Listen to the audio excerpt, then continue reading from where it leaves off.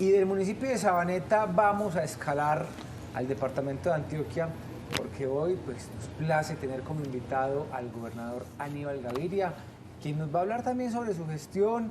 Vamos a conversar con él sobre todo lo que hizo durante estos 4 años, que se le quedó pendiente. Miren, nos trajo un resumen de los 100 hechos más importantes. Gobernador, bienvenido a la primera mesa de opinión de Antioquia. Duber, un saludo para vos, para José, para María Andrea y por supuesto para todos los que nos siguen aquí en Nos Cogió la Noche, que como usted dice es un espacio con un tremendo rating, con una acogida enorme. Así que a los miles y miles de seguidores y seguidoras, buenas noches y a ver cómo vamos a aprovechar este espacio para contar cosas del gobierno en este final. Gobernador, una maratón, realmente 4 años para todo lo que ustedes tenían planeado, diría uno, es insuficiente, es muy poquito.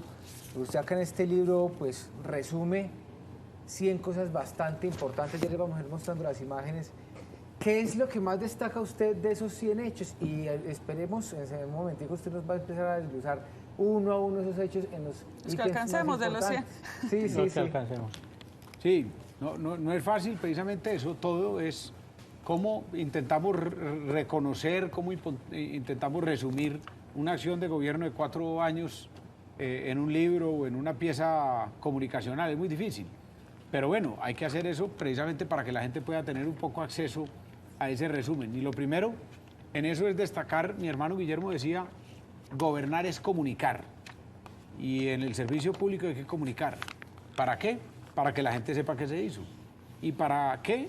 Para aumentar o renovar o consolidar la confianza en lo público, porque si la gente no sabe, pues entonces dice, hombre, no se hizo nada, va a ver los recursos. Entonces, comunicar no es, en lo público, no es una, digamos, una opción, es una obligación. Entonces, por eso estamos comunicando, por eso tenemos el libro, por eso tenemos este plegable y por eso estamos aquí en Nos Cogió la Noche, para comunicar. Ahora, ¿pero qué es lo que usted más destaca? Eso.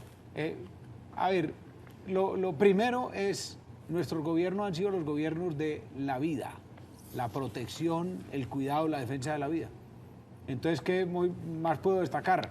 La tasa de homicidios más baja en 50 años en Antioquia.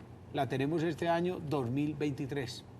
Pero ojo con lo siguiente, la tasa de homicidios de mujeres más baja en 50 años en este año. Y lo último y lo más importante, esto hace que en ese rubro, que es la confluencia de muchos de los hechos del gobierno, porque es seguridad, pero también es paz, es convivencia, tenemos por primera vez en más de 50 años la tasa de homicidios de Antioquia es más baja que la tasa de homicidios nacional. Entonces eso quiere decir que estamos haciendo la tarea en Antioquia. Y ahí el orgullo que puedo decir es esto en este gobierno, pero es que eso ha sido en todos los gobiernos nuestros. El gobierno de mi hermano, en el año 2001-2003, el gobierno nuestro en el año 2004-2007, Antioquia Nueva, un hogar para la vida, el gobierno en Medellín, Medellín Todos por la Vida, y este gobierno Unidos por la Vida. Las cifras récord en disminución de homicidios. Ojo, porque eso no quiere decir que estemos en el Edén, pero vamos ganándole la batalla a el primer delito, que es el homicidio. ¿Qué tarea le deja a usted iniciada, empezada al próximo gobernador? En ese tema. Ah, bueno, en ese Pues yo lo tenía en general, pero bueno, puede ser en ese tema. Porque es que es de homicidio, de feminicidios, que acá lo habíamos hablado muchísimo, gobernador Condúber, acerca de cómo realmente pues se reportaban constantemente. De acuerdo, pero es que eso es lo importante. Es que hace 30 años en Medellín la tasa de homicidios en Medellín era de 400 homicidios por 100.000 habitantes. Hoy esa tasa en Medellín, y yo he contribuido en forma sustancial a eso porque en la alcaldía de Medellín nuestra se produjo la disminución más grande en la historia de los homicidios de Medellín. Hoy la tasa en Medellín está cercana al 10%, de 400 a 10, perdón, 10% no, 10 por 100.000 habitantes. Pero, claro, la ciudad se sorprende por un homicidio. Y así tiene que ser, porque eso es lo que tiene que una sociedad hacer. Sorprenderse, tiene que estremecerse con un solo homicidio. Pero de 400 a 10 es mucho el cambio. En Antioquia, en los años 90, la tasa de homicidio era 275 homicidios por 100.000 habitantes. Entre 15, 18, 20.000 homicidios al año. Este año los homicidios son mucho menos de 2.000. Pero claro, 2.000 es una cifra absolutamente insoportable. Un solo homicidio, una sola muerte violenta.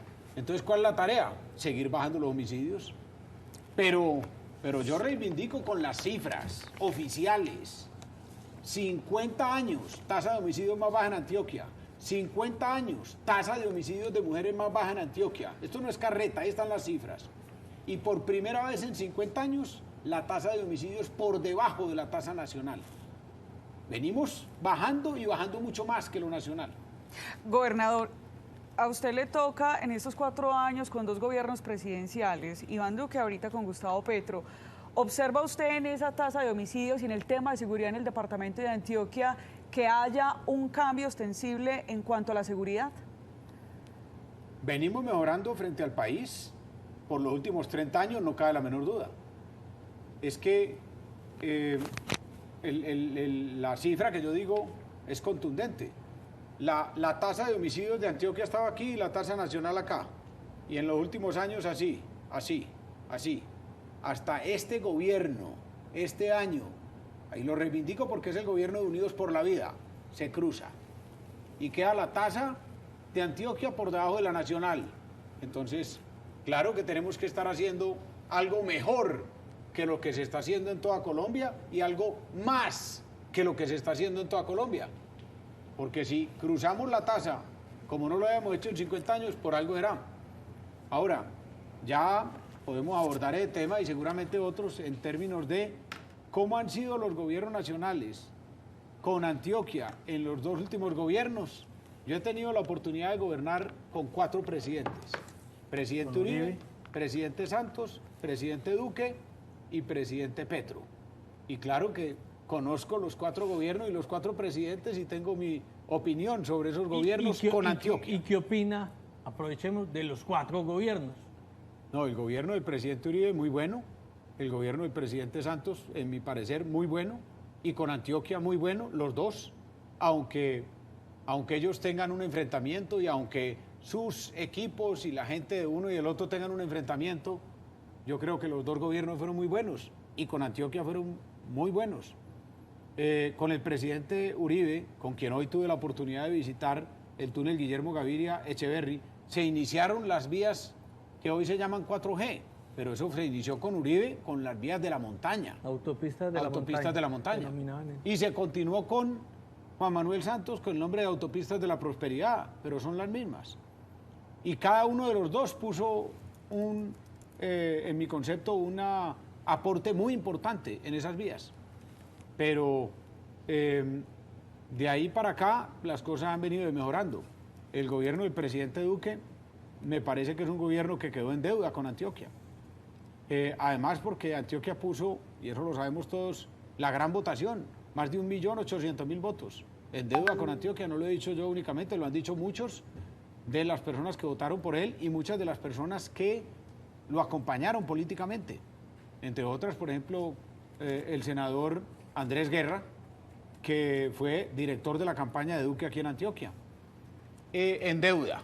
Pero, hombre, hay que ser objetivo. En algunas cosas puso algo, por ejemplo, el metro ligero de la 80, pero le faltó, y de qué manera, Tren del Río, porque el principio de gobierno, el compromiso era financiar los 2 proyectos, metro ligero de la 80 y Tren del Río, en justicia con Antioquia. Y en lo que tiene que ver, por ejemplo, con las 4G, los 4 años la dirigencia antioqueña le estuvo pidiendo la plata para Pacíficos y nunca se puso. Y ahí quedamos y ahora tenemos el problema con este gobierno. Y lo mismo, lo que tiene que ver con el túnel Guillermo Gaviria Echeverri y la vía al mar. Allí nosotros le dijimos, yo le dije al presidente Duque en varias ocasiones, entrégueme el tramo 2, que nosotros estamos haciendo el 1 y estamos ahí. Y no es porque sea Aníbal Gaviria, es la gobernación de Antioquia. La gobernación de Antioquia ha demostrado que es mucho más capaz que cualquier gobierno nacional de hacer las vías en Antioquia. No nos la quiso entregar, hoy lleva 2 años de retraso y vamos a terminar el túnel Guillermo Gaviria y empiece a esperar el retraso de la nación en los equipos electromecánicos para poder funcionar el túnel. Y en el tramo entre Santa Fe, Antioquia y Giraldo, porque no va a poder uno llegar al túnel. Y está demostrado en los hechos. Nosotros en estos 4 años avanzamos el túnel y estamos para terminarlo en el primer semestre del próximo año, se debe terminar. Pero lo otro se puede demorar 1 año y medio, o 2 años, o 2 años y medio, depende de si siguen atrasándose. Bueno, y en este casi año y medio de Gustavo Petro. No, pues el gobierno del presidente Petro es un gobierno que no ejecuta. Ese no es un problema con Antioquia únicamente. Un gobierno que no ejecuta, lo sabe el país.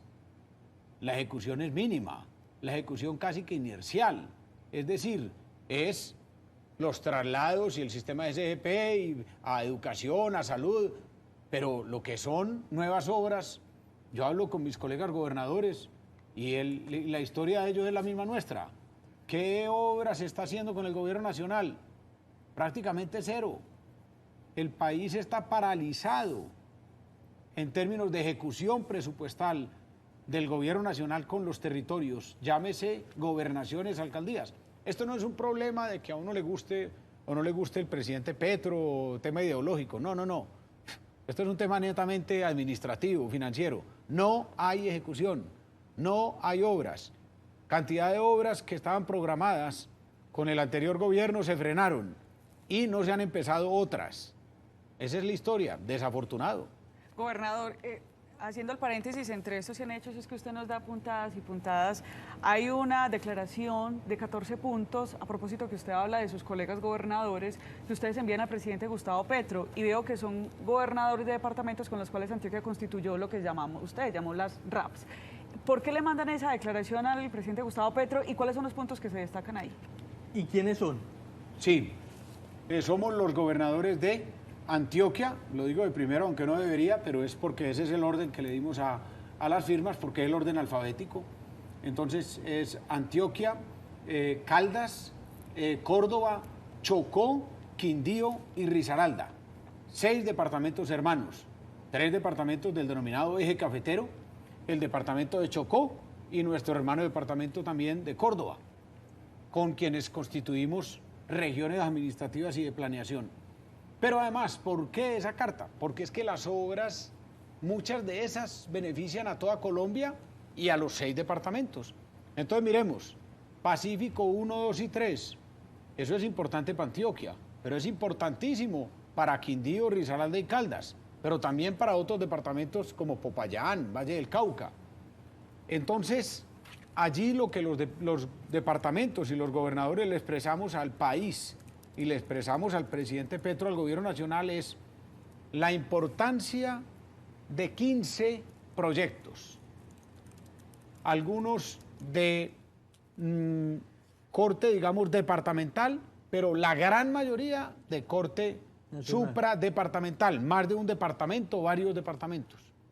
El túnel al Pacífico, importantísimo para Chocó, pero importantísimo para Antioquia.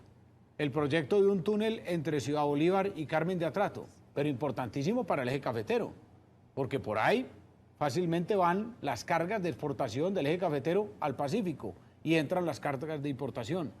O tomemos, por ejemplo, la denominada transversal de la paz, la vida y la no violencia, que es la continuidad de la vía que viene de Puerto Berrío a Segovia, a Zaragoza, a Caucasia, y de ahí, porque hablo de esa, la continuidad de Caucasia a Montelíbano, y de ahí pasa a Tierra Alta y Valencia, y de ahí a San Pedro de Urabá, y de San Pedro de Urabá a Turbo.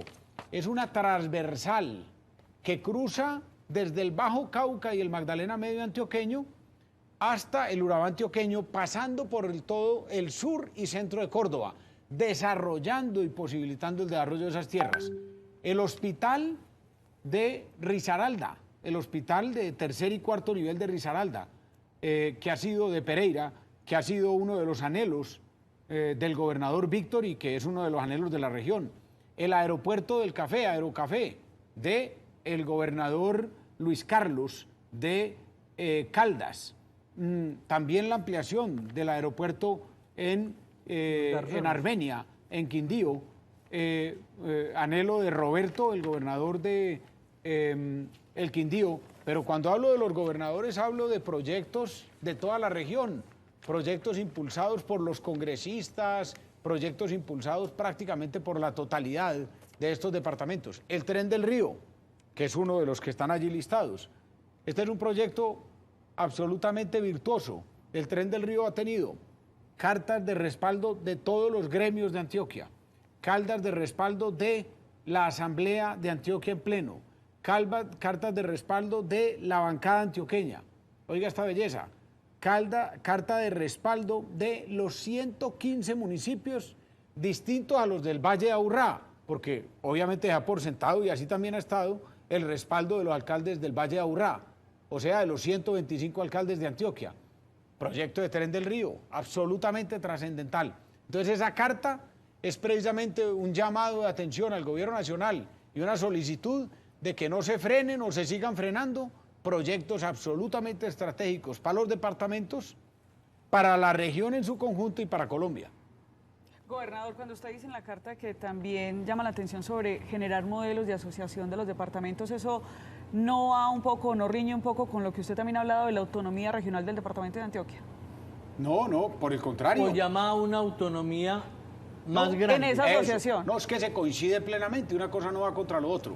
Por ejemplo, que haya más autonomía de Antioquia no riñe con que también haya una región autonómica o una RAP o una red, que es lo que sigue de una RAP y están establecidas en la Constitución.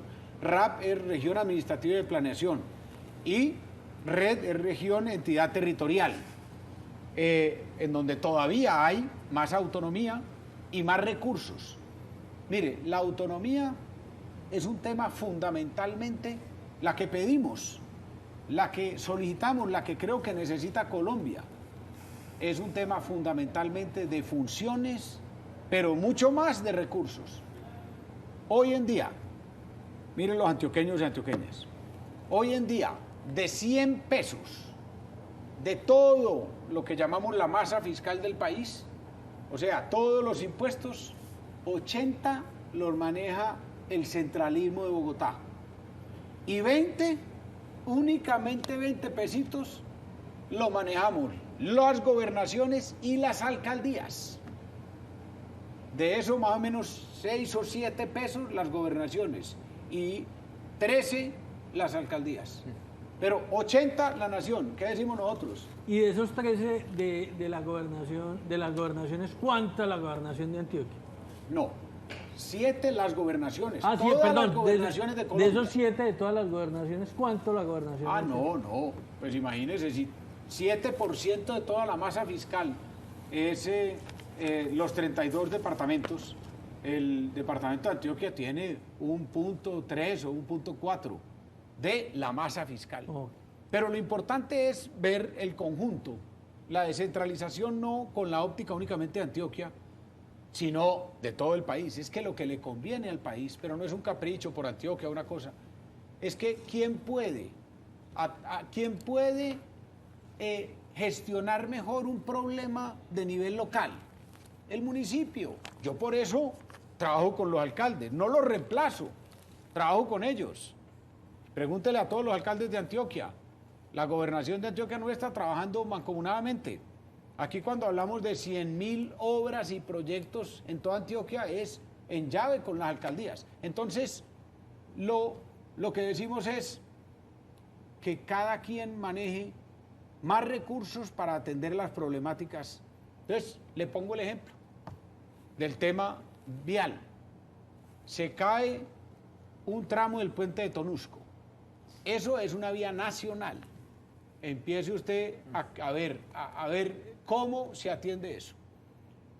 Si fuera departamental, departamento aquí de una, ahí estamos.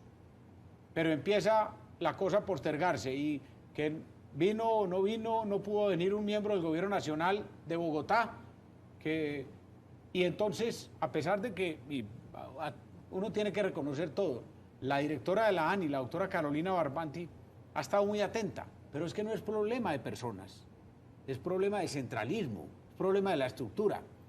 Yo, en mis 4 años, el gobernador de Antioquia, he ido más de 40 o 50 veces al túnel Guillermo Gaviria Echeverry, y hay ministros que no han ido una sola vez.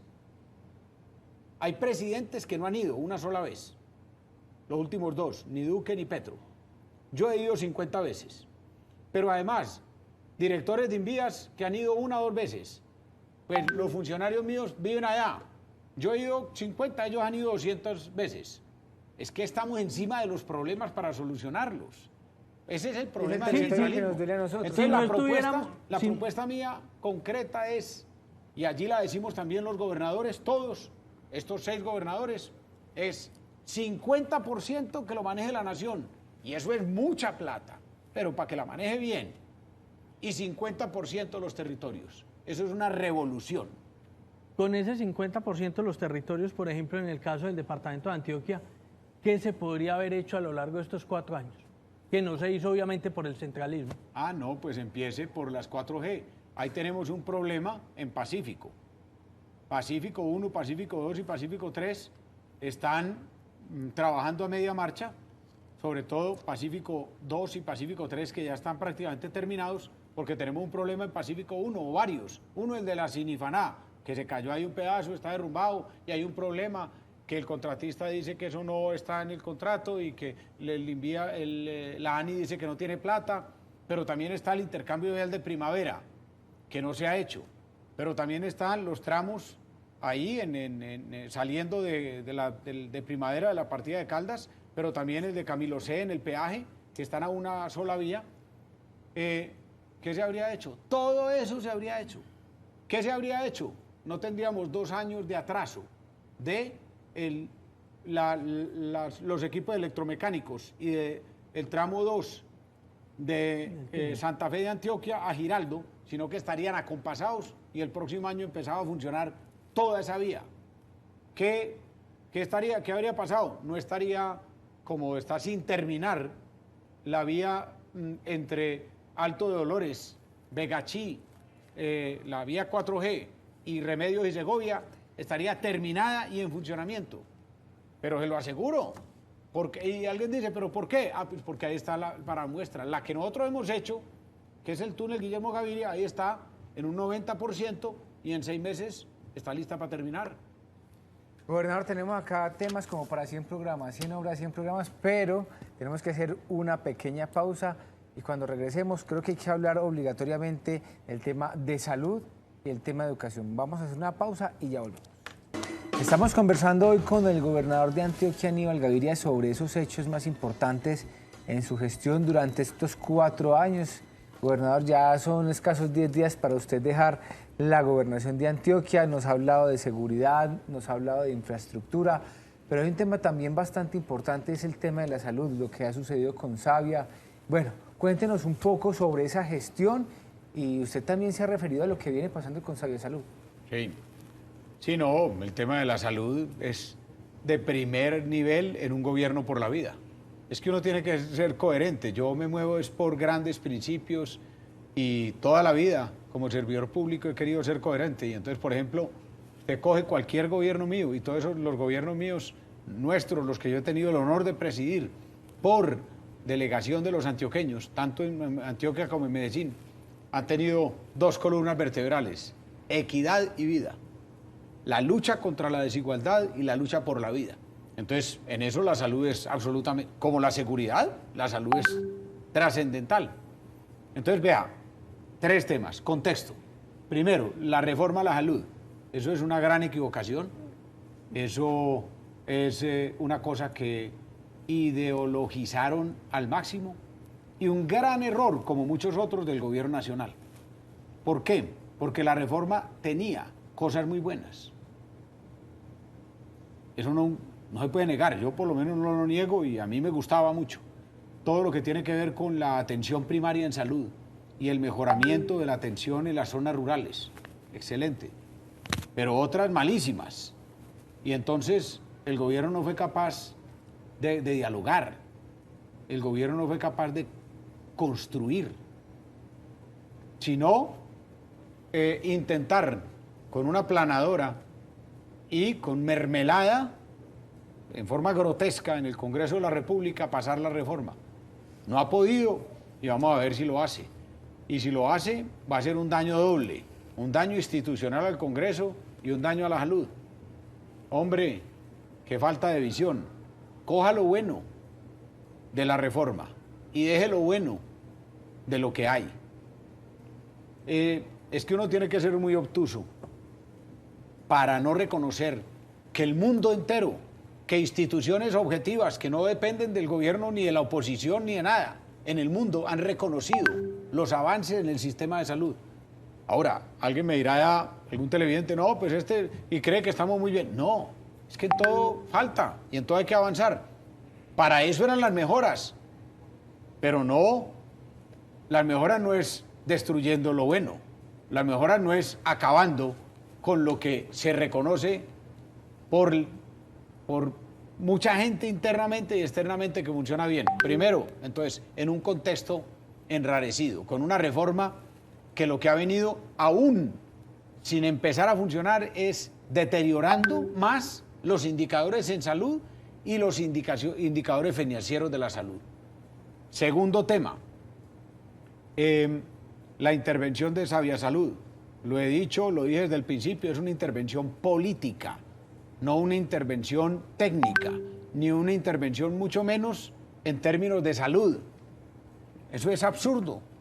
Nosotros teníamos una medida de vigilancia en Sabia Salud y en esa medida de vigilancia habíamos avanzado a superar y aprobar 14 de los 19 indicadores llamados Fénix, que son los indicadores que se miden en todas las EPS, no únicamente en Sabia Salud. Oiga, 14 de 19, cuando hace 5 o 6 años solo Sabia Salud aprobaba 7, nosotros más que duplicamos. Resulta que nos intervienen, ¿a quién lo intervienen? Cuando usted lo están vigilando y está mejorando. Eso está claro, político, con una intencionalidad política. Pero lo peor es que la intervinieron para deteriorarla. El último corte público, es que yo no puedo hablar de carreta, yo no puedo hablar de cosas que me parecen, yo tengo que hablar con cifras. Hay otros que hablan irresponsablemente, yo toda la vida he hablado con cifras y por eso lo digo, porque mi gente me pasó, yo les dije, vigilancia total a ver cómo sigue Sabia, y me pasan los últimos informes de Sabia y los últimos informes oficiales de la salud, y resulta que de los indicadores que nosotros llevábamos aprobados, cuando nos intervinieron, van de para atrás, van a acabar con Sabia, y el daño que le hacen a la salud de los antioqueños, ya llevan 3 de los que estaban aprobados, ya hay 3 que bajaron, ya no se aprueban. Pero lo más grave de eso no es eso, 7 no los informan. 3 de 14, perdón, que estaban aprobados y de otros 7 no los informan. ¿Por qué no los informan? El propósito de la intervención sería mostrar el deterioro. Ah, pues el propósito no, mostrarlo no, hacerlo. Es que cuando nosotros dejamos Sabia, 14 se aprobaban. Y hoy, de esos 14, 3 ya no se aprueban. Y otros 4 se aprueban. Y 7 no sabemos qué está pasando con ellos. O sea que, vuelvo y digo, de 14, 3 no se aprueban y 7 no sabemos qué está pasando con ellos, no los informan. Y uno dice, si no los informan, debe ser por algo. Están ocultando la información. Gobernador, usted está a 10 días de entregar su cargo. ¿Qué le preocupa del departamento de Antioquia en lo que resta del gobierno Petro? Bueno, no, pues es que aquí lo he dicho... pues además de lo que he nos dicho reiteradamente, pero lo vuelvo a decir en otras palabras más. Me preocupa el centralismo, pero me preocupa más el centralismo de este gobierno, que es superior al de todos los demás. pero no lo estoy diciendo con palabras, no, es que Petro no está trabajando con los gobernadores. Eso pregúnteselo a cualquier gobernador, ni con los alcaldes, porque él quiere saltárselos. Y lo ha dicho, y lo está tratando de hacer, pero mientras lo trata de hacer, no ejecuta nada. Entonces me preocupa la no ejecución, me preocupa el centralismo, pero además me preocupa lo que pareciera ser una especie de persecución a Antioquia, porque está el tema de Sabiasalud, está el tema de Confenalco, pero adicionalmente está el tema ahora de que se especula que no nos van a prorrogar la delegación minera, cuando las mejores cifras de minería las tiene Antioquia. Pero entonces uno se pregunta, pero es que una cosa es si quieren acabar con lo que intervienen, porque si lo que querían era acabar con Savia, pues eso es lo que están haciendo. Es un tema de Ahora, si lo voluntad, que quieren es no apoyar la minería, sino acabar con la minería, pues ahí sí seguramente no les servimos. Pero adicionalmente, el hecho de que se haya dicho que no van a financiar las vías 4G en Antioquia, pues ¿cómo? Si es que las vías 4G no son de Antioquia, son de Colombia. Pasan por Antioquia, como pasan por Pereira, como pasan por Córdoba, como pasan por Tunja, pero no son vías nacionales que le importan a la nación y le convienen a la nación. Entonces, mire, ¿entonces qué me preocupa? Para ponerlo pues en punticos. Centralismo. Me preocupa. Falta total de ejecución. Intención de desconocer a los gobernadores y a los departamentos, a los alcaldes. Y estigmatización. Ahí está. Gobernador, le quiero preguntar, porque el tiempo se nos está agotando rápidamente. Nos está cogiendo la noche. Sí, nos está cogiendo la noche. Ya pues a 10 días, ahí sí, el total. Ya sí, no. Hablemos un poquito sobre este proceso de empalme que ha tenido usted con el gobernador, o su equipo con el gobernador Andrés Julián. ¿Cómo lo han vivido? En Medellín, pues ya usted lo sabe a través de los medios, cómo ha sido ese rifirrafe de un equipo con otro, cómo ha sido el proceso en la gobernación, que vemos que ha sido más calmado, más tranquilo.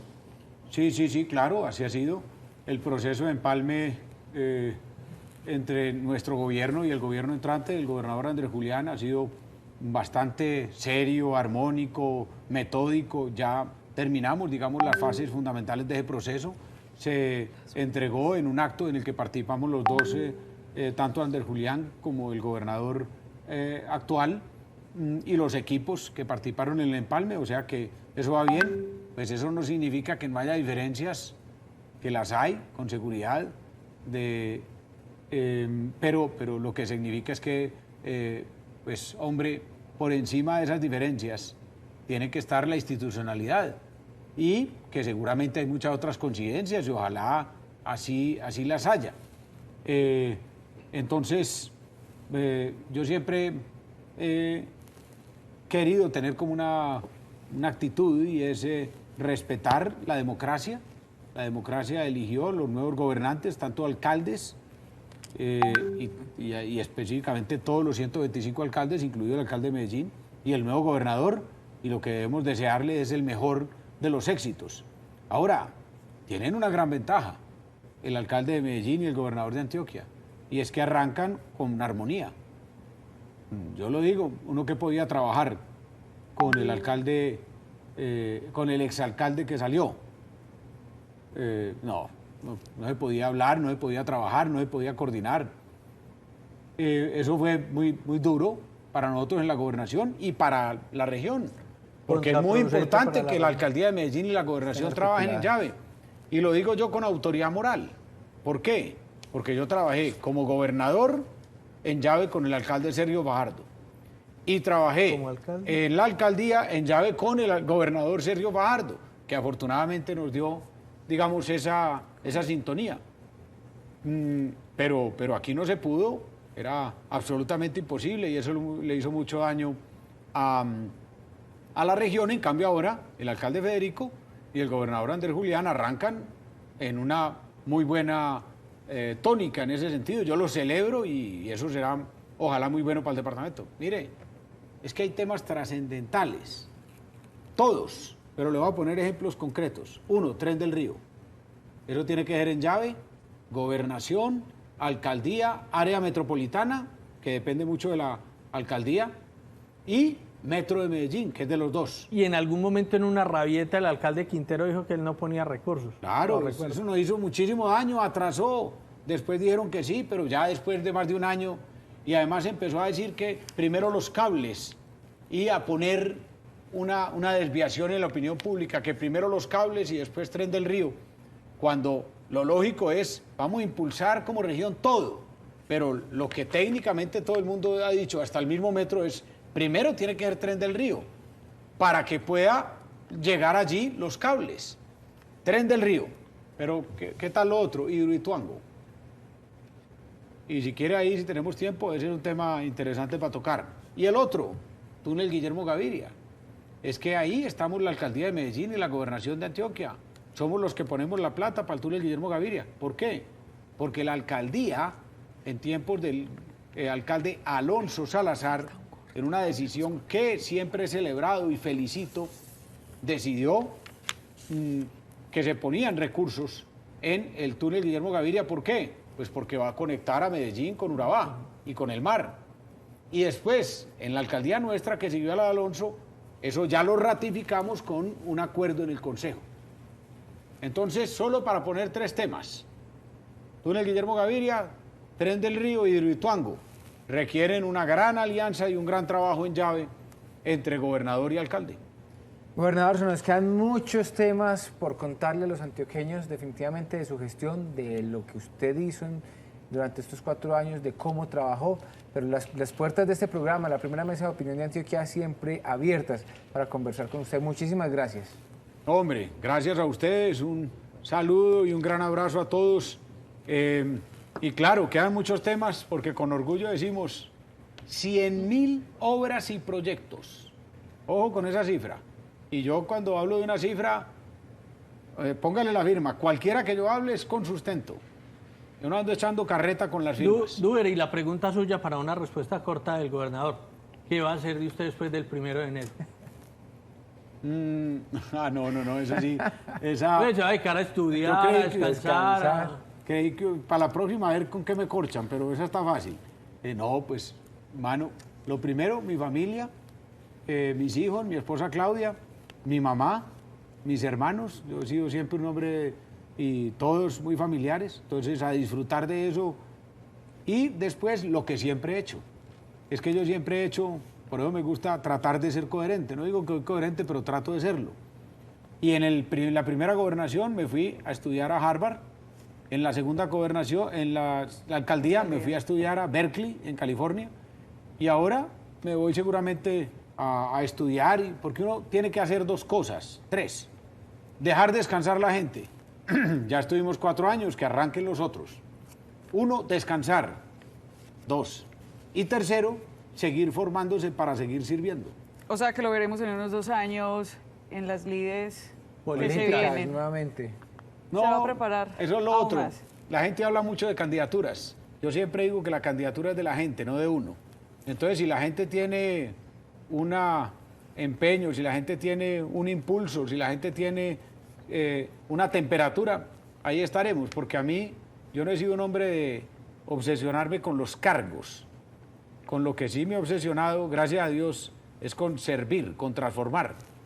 Y eso es lo que he hecho desde los cargos. Pero si uno cree que uno solo puede transformar desde los cargos, pues me parece como recortado. Entonces, Dios proveerá y que nos lleve de la mano, como nos ha llevado. Y lo que el pueblo vaya indicando. Porque las decisiones de candidaturas son más del pueblo, pienso yo, de los candidatos. A mí me parecen muy graciosos esos candidatos eternos, autocandidatos eternos. Yo brego a no caer en eso. Gobernador, muchísimas gracias nuevamente.